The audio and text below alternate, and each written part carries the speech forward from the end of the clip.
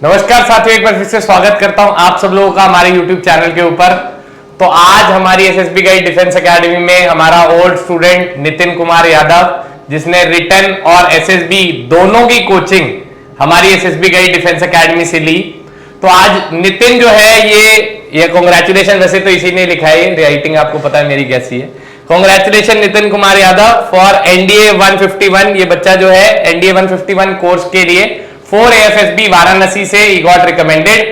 ठीक है, तो आज इसकी जर्नी जानते हैं नितिन की, क्योंकि आपके लिए जो रिकमेंडेड कैंडिडेट्स होते हैं ना, उनकी जर्नी जानना बहुत जरूरी है। जितने ज्यादा आप सक्सेसफुल कैंडिडेट्स को देखेंगे, उनकी आइडियोलॉजी समझेंगे, उनकी प्रिपरेशन स्ट्रैटेजी समझेंगे, उसी हिसाब से अपनी आइडियोलॉजी आप बिल्ड कर सकते हैं कि अपकमिंग आपका जो एनडीए 2 सितंबर के अंदर एग्जामिनेशन है वो कैसे होने वाला है। तो सबसे पहले नितिन जो है, मैं आपसे पूछना चाहूंगा, रिटन से स्टार्ट करते हैं यार। कैसे तैयारी करी है इसने, रिटन के बारे में बताएगा नितिन आप। सर मेरा ये लास्ट अटेम्प्ट था पहली बात तो, और रिटन के लिए मैंने अक्टूबर वाले बैच ऑफलाइन में मैंने एनरोल करा था। वहाँ पे मैंने 3 मंथ्स का कोर्स अप्लाई करा। उसके बाद मैंने 3 मंथ्स खुद स्टे करा था अर्पित सर के साथ ही। मैं पूरे 6 महीने, तो मैं ये बता देता हूँ, ये जो कह रहा है ना 3 मंथ्स कैसे स्टे किया था, इसने नितिन ने 3 महीने की कोचिंग, पहले आप सब लोग जानते हैं हमारी जो एसएसबी गाइड डिफेंस एकेडमी थी उसकी मेन ब्रांच अंबाला के अंदर थी, बट अब शिफ्ट होके वो न्यू दिल्ली जनकपुरी के अंदर आ गई है।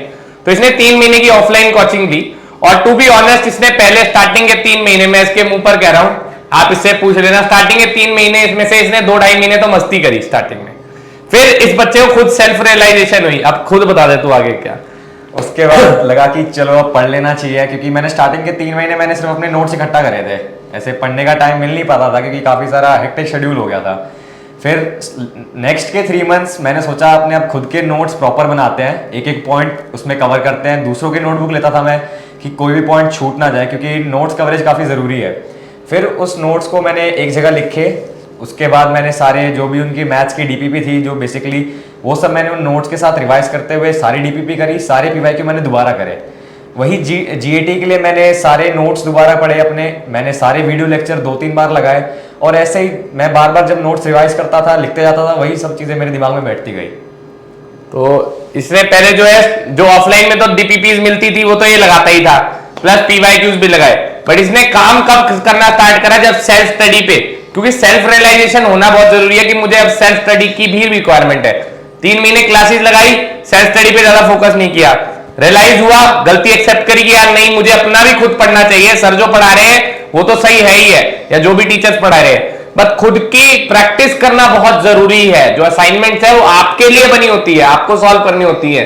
एंड आजकल क्या ट्रेंड है कि बच्चा एक्सपेक्ट करता है कि वो असाइनमेंट भी सर सॉल्व कराए। 2 हम लोग करते हैं, but that is absolutely wrong, क्योंकि प्रैक्टिस आपकी होनी जरूरी है। उनके जो डाउट्स है ना, वो डाउट्स इंपॉर्टेंट है, वो ये लेने स्टार्ट करा था। सेम बच्चे अल्फैज ने भी सेम ही किया था। उन्होंने भी क्या करा, स्टार्टिंग में नोट्स बनाए, उसके बाद सेल्फ प्रैक्टिस जितनी ज्यादा आप करोगे ना, उतने ज्यादा आपकी कंसेप्चुअल क्लैरिटी आती है। नितिन बात करते हैं कुछ ना, ये प्रॉब्लम बच्चों के साथ आती है, जीएटी जो सब्जेक्ट है, जीएटी जो सब्जेक्ट कैसे कवर करें, कोई बुक है या कुछ नोट्स है या कोई टीचर को फॉलो करें, कैसे कर सकते हैं? जीएटी के लिए तो बस एक ही ऑप्शन है, बैक टू बैक रिवीजन। जितना रिवीजन करोगे जीएटी उतने दिमाग में बैठती जाएगी। सबसे बेनिफिशियल होते हैं या तो खुद के नोट्स बना लिए, उसमें मेन पॉइंट्स लिख लिए, या तो जो वीडियो लेक्चर्स होते हैं उनको अपने फ्री टाइम में देखते रहो। बस जितना उन वीडियो लेक्चर्स को देखते जाओगे उतने ही वर्ड्स दिमाग में बैठते जाएंगे। और जो अर्पित सर की किताबें हैं, जैसे मॉक टेस्ट की बुक्स हैं कितनी सारी, और एक जो 25 की सीरीज है जीएटी की, उसका लेवल काफ़ी ज़्यादा सही है। तो मेरे हिसाब से अगर बच्चा वो कर लेता है और जो सर पढ़ा रहे हैं क्लास में उतना भी कर लेता है, तो वो इनफ है मेरे हिसाब से। तो जीएटी के हमारी जितनी भी टीम है वो भी आप कवर कर लेंगे, और साइंस पोर्शन की स्पेशली मैं बात करूंगा। नितिन, जैसा कि मैं समझ सकता हूं आपके, देखो ऐसा है कि बहुत सारे बच्चों को ये मिथ होता है कि 11th-12th में साइंस है तो हमारी साइंस बहुत अच्छी है, हम पेपर में जाएंगे हमारा क्लियर हो जाएगा। इस बार आपने देखा साइंस का पेपर पैटर्न चेंज हुआ, तो उसके लिए क्या कहना चाहोगे? तो उसके लिए तो अगर आप पीसीएम के स्टूडेंट्स हो, उसमें तो आपको कोई दिक्कत होनी नहीं चाहिए बेसिकली, अगर आपने 11th-12th अच्छे से पढ़ी है। लेकिन मेरे केस में ऐसा नहीं था, मैंने 11th-12th अच्छे से नहीं पढ़ी थी, तो मैंने कनिका मैम को फॉलो करा और श्वेता मैम को फॉलो करा अपनी फिजिक्स केमिस्ट्री के लिए। पूरे उनकी क्लासेस लगाई, एक भी क्लासेस मैंने छोड़ी नहीं थी उनकी। सारे नोट्स बनाए मैंने, वही मैंने नोट्स बार बार रिवाइज करे। और क्वेश्चन प्रैक्टिस काफ़ी ज़्यादा ज़रूरी है, जितने क्वेश्चन प्रैक्टिस करोगे उतना कॉन्फिडेंस आएगा। तो क्वेश्चन प्रैक्टिस के बिना तो कोई सीन नहीं बनता। क्वेश्चन प्रैक्टिस काफ़ी ज़रूरी है। टीचर्स को फॉलो करो, जितने नोट्स वो दे रहे हैं सबको मगअप कर लो।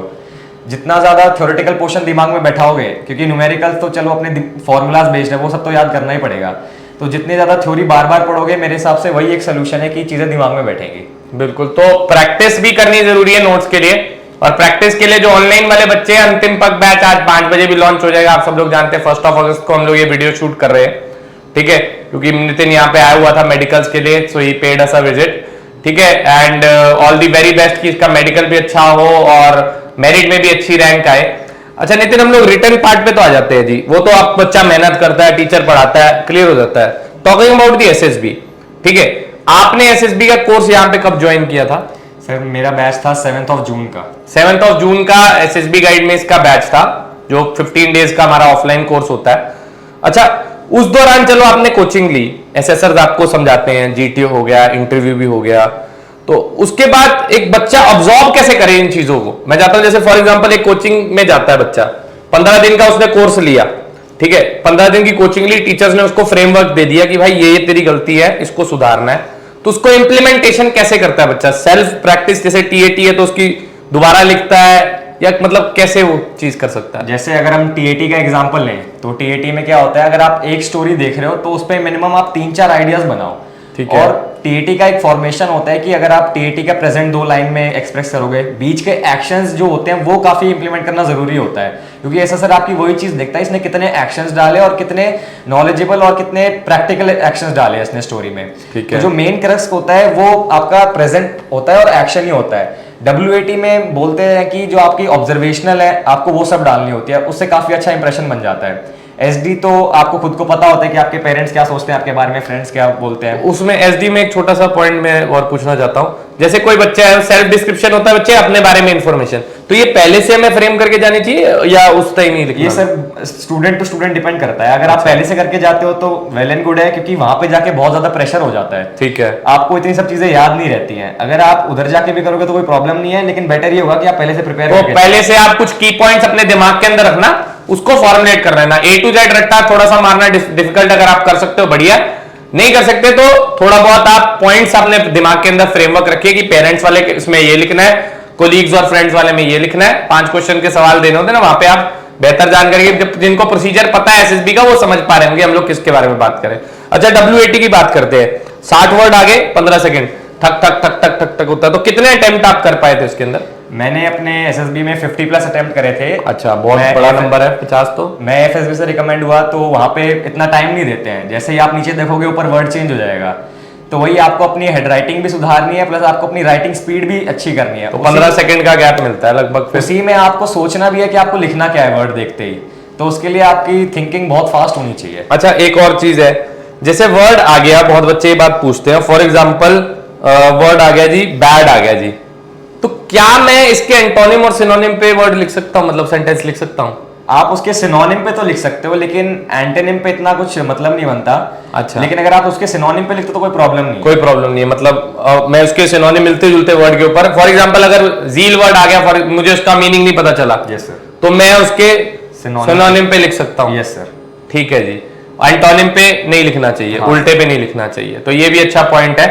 और जीटीओ टास्क की अगर हम लोग बात करें तो जीटीओ टास्क में जो बच्चे, बहुत सारे ऐसे ही बच्चे जो हमारे साथ जुड़े हुए हैं, ऑफलाइन में भी हैं या ऑनलाइन में भी है, जो एसएसबी की भी कोचिंग नहीं अफोर्ड कर सकते, मान के चलता है, क्योंकि आजकल लेनी तो चाहिए, कंपटीशन देखो बहुत ज्यादा है, हर बच्चा लेके आता है। आपके बैच में भी कितने बच्चे लेके आए होंगे, क्या लगता है आपको? हर कोई लेके आया था ऑलमोस्ट। तो हर कोई लेके आता है, बट फॉर दी हम लोग मान लेते हैं, क्योंकि देखो आपकी ये वीडियो हो सकता है ऐसी जगह भी जा रखी हो, गांव में, जहां बच्चे खुद ही जॉब बेचारे कर रहे हो, जहां कोई साधन नहीं है, क्योंकि हमारे हिंदुस्तान में बहुत ड्राई स्टेट्स है, बिहार के इंटीरियर चले गए, पैसे की बहुत दिक्कत है, तो वो जीटीओ टास्क मतलब ऑनलाइन देख के कर सकता है या नहीं कर सकता? मुझे तो इसका आंसर चाहिए बस। सबसे पहली बात तो जीटीओ भी सर काफी पार्ट में डिवाइडेड होता है। बिल्कुल। तो बेसिकली आपको जीडी और लेक्चरेट के लिए काफी नॉलेज होनी चाहिए, जो कि नहीं, मैं जीटीओ मतलब मैं ग्राउंड टास्क की बात कर रहा हूँ, PGT, HGT, FGT. Ground task sir online बंदा देख सकता है, एक बार आइडिया लगा सकता है क्या होगा, लेकिन जब तक वो प्रैक्टिकल आके कर नहीं लेता तब तक उसको प्रॉपर नॉलेज नहीं होगी उस चीज के बारे में। अच्छा,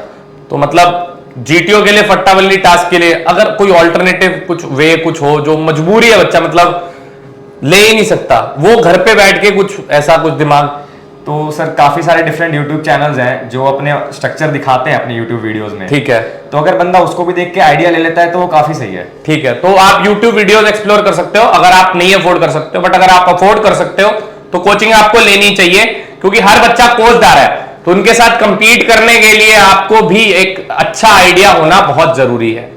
क्योंकि अगर आप कोचिंग नहीं ले पाओगे तो फिर वो तो दिक्कत है ही है, क्योंकि अगर आप बिल्कुल अफोर्ड नहीं कर सकते तो मेरी बात को ये समझना, अगर नहीं अफोर्ड कर सकते एटलीस्ट आप उनकी वीडियोस पूरी छान दो, जितने भी यूट्यूब चैनल्स हैं, डायग्राम्स बना लो ग्राउंड के उनके पॉज कर करके, ठीक है, सो दैट आपके पास एक रफ आइडिया हो जाए। वो आइडिया होना बहुत जरूरी है, प्रोसेस समझना बहुत जरूरी है, क्योंकि इतना आसान नहीं है कि आप जीटीओ में पहली बार जाओगे, आप जीटीओ समझाएगा आपको कलर कोडिंग ये रूल है, ठीक है जी, 4 फीट का रूल ये है जी, आप समझ जाओगे, ऐसा नहीं है, ठीक है। प्रायर नॉलेज होनी आपको बहुत जरूरी है। ब्लॉग्स पढ़ो इंटरनेट के ऊपर, कोरा के ऊपर बहुत सारे बच्चे अपना एक्सपीरियंस देखते हैं, इंटरव्यूज देखो रिकमेंडेड कैंडिडेट्स के, सो दैट आपको नॉलेज मिले। नॉलेज होना जरूरी है अगर आप कोचिंग नहीं अफोर्ड कर सकते हो तो, ठीक है। अगर पर्सनल इंटरव्यू की बात करूं मैं नितिन, तो पर्सनल इंटरव्यू में कोई ऐसा पॉइंट जहां आपको लगा यार अब तो नितिन तू फंसने वाला है अगर इससे नहीं बाहर निकला तो? सर मेरे लिए सबसे बड़ी दिक्कत थी फिजिक्स केमिस्ट्री। अच्छा, तो उसने मेरे से जाते ही फिजिक्स केमिस्ट्री के सवाल पूछने शुरू कर दिए थे। अच्छा, मैं क्या सवाल पूछा था? सर उसने मेरे से सबसे पहले एंट्रोपी के बारे में पूछा। एंट्रोपी पे? अच्छा जी। उसने मेरे से पूछा फिर सेकंड लॉ ऑफ थर्मोडायनेमिक्स। अच्छा जी। अब ये सब मेरे को आता नहीं था, ना ही मेरी जेईई में इतनी अच्छी परसेंटाइल थी, ना ही 12th में थी। अब मैं उसे झूठ भी नहीं बोल सकता था, तो आई जस्ट सिंपली सेड कि sorry sir I am not aware. ठीक है। So then he moved on to next question. ठीक है, तो मतलब यहाँ तुझे लगा था कि स्टार्टिंग के अंदर ही यार फिजिक्स केमिस्ट्री आ गया, अब तो ये तो मुश्किल है, तो यू कैन से दिस कि नहीं आता। देखो सबको सब कुछ नहीं आ सकता, ये इंटरव्यूअर भी जानता है, ठीक है। तो अगर आपको नहीं आता बी ऑनेस्ट, आप बता दीजिए कि नहीं आता, ठीक है। बट एक बात मैं यहां पर बताना चाहता हूं, अगर उस समय आपको नहीं आता तो अपनी कॉन्फ्रेंस से पहले उनके आंसर जरूर आप याद करके जाना, क्योंकि ऐसा सीन जरूर हो सकता है कि कॉन्फ्रेंस में सेम सवाल आपसे दोबारा पूछ लिया जाए, ठीक है, कि वो चेक करने के लिए कि ये बच्चा कितना सिंसियर है, जाके इसने चेक किया या नहीं किया, ठीक है। नितिन से नहीं पूछा होगा वो, ठीक है, बट कई बार पूछ लिया जा सकता है, क्योंकि सेम अगर आपका डाउटफुल केस हुआ, इसका क्लियर कट रिकमेंडेशन का केस होगा, आपसे कॉन्फ्रेंस में ही पूछा how was the stay, how was the food any session, तो इसका क्लियर कट रिकमेंडेशन का केस था। तो जिसका डाउटफुल होता है उससे सवाल ऐसे पूछ लिए जाते हैं, तो जो आपको इंटरव्यूअर ने सवाल पूछे उसका आंसर नहीं आया ना, तो उसका आंसर बाहर आके जरूर चेक करना और कॉन्फ्रेंस तक याद रखना, सो दैट कॉन्फ्रेंस के अंदर अगर सेम सवाल आपसे पूछ लिया जाए और आप आंसर दे दोगे सो विल गेट इन, ठीक है। और कमांड टास्क के अंदर क्या रहा आपका, कैसा मतलब टास्क मिला था आपको कमांड टास्क में? टास्क बच्चे टू बच्चे पे डिपेंड करता है, बिल्कुल। जिस बच्चे की परफॉर्मेंस अच्छी है उसको इजी कमांड टास्क मिलता है, ठीक है। जिस पर मतलब जिसकी परफॉर्मेंस अच्छी है उसको हार्ड मिलता है, और जिसकी वीक होती है जिसकी वीक होती है उसको डायरेक्ट ब्रिजिंग के लिए इजी मिलता है। तो आपको कैसा मिला था? मुश्किल था? मेरे को लास्ट थर्ड पे बुलाया था उन्होंने, और मेरे और एक बच्चे का बस सेम था, ठीक है। तो वो इतना भी आसान नहीं था हमारा, पहले देखते आइडिया नहीं आएगा, थोड़ा लगाना पड़ेगा। जो कॉन्सेप्ट्स कोचिंग में सिखाए जाते हैं अगर उनको इम्प्लीमेंट करोगे, उनके पूछे हुए सवाल आप दोबारा पूछोगे अपने आप से कि कैसे होगा ये, तभी उसमें आइडिया आएगा। अच्छा, तो मतलब ये है कि यार जीटीओ में तो मेरे हिसाब से आपको करना ही चाहिए, क्योंकि जैसा ये बता रहा है कि वहां जाके मुश्किल टास्क आता है, तो जो न्यू बच्चा है आपको लगता है कि मतलब जिसको अवेयरनेस नहीं है वो वहां पे कर सकता है? सर हमारे बैच में भी एक था आईआईटी का बच्चा, उसको कुछ नहीं पता था कमांड टास्क के बारे में, वो हमसे पूछता था, तभी उसको कमांड टास्क इजी मिला, इसलिए उसका डायरेक्टली ब्रिजेबल हो गया, वरना उसको भी जीटीओ का कोई आइडिया नहीं था। तो रिकमेंड हुआ या नहीं हुआ? नहीं सर, वो कॉन्फ्रेंस आउट हो गया। ठीक है, ठीक है भाई, तो क्लियर कट है। देखो ये तो फाइट है यार, ठीक है, स्टूडेंट्स आपस में compete कर रहे हैं। अब रिटर्न के लिए बच्चे आप कोचिंग लेते हो, ऑनलाइन पढ़ते हो, ऑफलाइन पढ़ते हो, कहीं ना कहीं करते हो, तो सेम केस एसएसबी का भी है, ठीक है। इसने भी कोचिंग ली, इसको भी आइडिया लगा स्टार्टिंग में। तो अगर मैं भी यार नॉर्मल आदमी, मुझे नहीं पता कुछ भी, ठीक है, तो मैं भी अगर जाऊंगा वहां पर, अगर मुझे अभी तो मुझे पता है बहुत कुछ, चलो अगर मैं भी जाऊंगा ना वहां पर एसएसबी के अंदर, अभी नहीं पता हुआ, तब भी मैं भी नहीं कर पाऊंगा। या कोई भी नॉर्मल आदमी होगा जिसको नॉलेज ही नहीं है यार, वो फट्टा बल्ली देखकर ही थोड़ा सा घबरा जाएगा। एक पोल लगा हुआ है, और एसएसबी का एक्सपीरियंस ही बहुत डिफरेंट होता है। तो प्रेशर ऊपर होता है, और नितिन ने बताया ऑब्स्टिकल्स भी जो है वो थोड़े हाइट के ऊपर होते हैं, उनको देख के ही घबराहट हो जाती है कि यार इसमें कैसे ब्रिजिंग करूंगा, इसमें कैसे कैंटिलीवर बनाऊंगा, इसमें कैसे सपोर्ट बनाऊंगा, ठीक है, कैसे कौन सी नॉट बना लूंगा। अब नॉट बनाने के भी तरीके होते हैं, 8 तरीके की नॉट बनती है, ठीक है। फांसी वाली नॉट अलग होगी जी, ठीक है जी, डबल नॉट्स अलग होगी जी, 2 बार बांटोगे। एक तीसरी नॉट ऐसे होती है, फेंक के मारोगे ऐसे, वो खुल जाती है, तो नाम नहीं मुझे पता बट लगानी मुझे आती है। तो ये बहुत सारी टेक्निक्स होती है, ठीक है, वो सीखनी जरूरी है आपको। अगर आप नहीं अफोर्ड कर सकते तो यूट्यूब पूरा छान दो भाई, पूरा जान लगाओ, बट नॉलेज लेके जाओ। इतनी मेहनत आप रिटर्न के लिए करते हो, कॉन्फ्रेंस आउट अगर स्क्रीन आउट हो गए तो दुख बहुत ज्यादा होता है। पूरी मेहनत करिए एसएसबी के अंदर। अच्छा, एक सवाल मैं लास्ट आपसे पूछ रहा हूँ, यस सर। बहुत लंबी वीडियो होगी, बट एक सवाल मेरा पूछना जरूरी है, क्या रिटर्न के साथ साथ बच्चे को एसएसबी की तैयारी करनी चाहिए? आपका क्या मानना है? बच्चा प्रॉपर तो नहीं कर सकता सर एसएसबी की, लेकिन उसको थोड़ा बहुत कंटिन्यूअसली अपनी नॉलेज इंप्रूव करनी चाहिए, क्योंकि knowledge plays a major role in SSB. ठीक है। अगर आपके पास नॉलेज है तो आप जीडी में अच्छे पॉइंट दे पाओगे, बिल्कुल। आपका लेक्चर रेट अच्छा जाएगा, आपका इंटरव्यू अच्छा जाएगा। तो नॉलेज और पर्सनालिटी इंप्रूव करना काफी इंपॉर्टेंट है। अगर आप घर के डेली काम अपने माँ बाप का हाथ बताते हो, वो भी एक पार्ट हो जाता है आपके SSB के लिए। तो अगर आप नॉमिनल भी करोगे तब भी काफी है। तो आप थोड़ा थोड़ा बेसिक नॉलेज साथ साथ रिटर्न के लेते चलो, जैसे करंट अफेयर्स पे अच्छा नॉलेज रखो, ठीक है, अच्छी कमांड रखो, थोड़ा सा इनिशिएटिव लो, हर काम के अंदर इनिशिएटिव लेना चाहिए। घर वाले कोई काम बोले, कोई घर में फंक्शन है, उसको प्लान करना है, उसको ऑर्गेनाइज करना है, इनिशिएटिव लो कि मैं करूंगा। थोड़ा एक्टिवली पार्टिसिपेट, अगर स्कूल कॉलेज में हो, हर को करिकुलर एक्टिविटीज में पार्टिसिपेशन अपनी अच्छी रखो। कोई डांस कॉम्पिटिशन है, कोई लिटरेचर का कॉम्पिटिशन है, वहां पार्टिसिपेट करो, थोड़ा कॉन्फिडेंस बिल्ड होगा, 4 लोग जानेंगे। और इंट्रोवर्ट मत बनो, इंट्रोवर्ट की कोई जरूरत नहीं है आर्म फोर्सेस के अंदर। अगर आप चुप रहने वाले आदमी हो, बात नहीं करते हो, तो मेरे दोस्त आपके लिए आईआईटी हो सकता है, आपके लिए नीट हो सकता है, बट आपके लिए एनडीए नहीं है, क्योंकि फौज में लीडर चाहिए। आपको 100 बंदों को लीड करना है। अगर लीडर ही चुप रहेगा, बात ही नहीं करेगा, अपनी उसकी टीम खुश नहीं है, तो फिर काय का ऑफिसर है वो? ठीक है, तो आपको लीडरशिप क्वालिटीज अपने अंदर इनकलकेट करनी चाहिए। नॉलेज बढ़ाइए, लोगों से बातें करिए, इनिशिएटिव लीजिए, लोगों की मदद कीजिए। ये थोड़े थोड़े बेसिक चीजें हैं जो आप रिटर्न के साथ साथ कर सकते हैं। ठीक है, उसके बाद तो एसएसबी के लिए आप आ सकते हैं जी, एसएसबी का डिफेंस एकेडमी दिल्ली जनकपुरी में। हमारा टीएस का भी जो बैच है वो 11 अगस्त को अभी एक चल रहा है, अभी एक 11 अगस्त को स्टार्ट भी हो रहा है। तो if you wish, description box के अंदर हम उसका भी लिंक दे देंगे, आपको आप ज्वाइन कर सकते हैं। ठीक है Nitin, all the very best. Thank you sir. ठीक है जी, आपका मेडिकल भगवान करे अच्छा रहे, and all the very best to him. ये अच्छी रैंक स्कोर करेगा और मेरिट के अंदर हम इसका नाम भी जो है, आपको जो रैंक है वो भी आपको बताएंगे। ठीक है नितिन, गॉड ब्लेस यू, जय हिंद।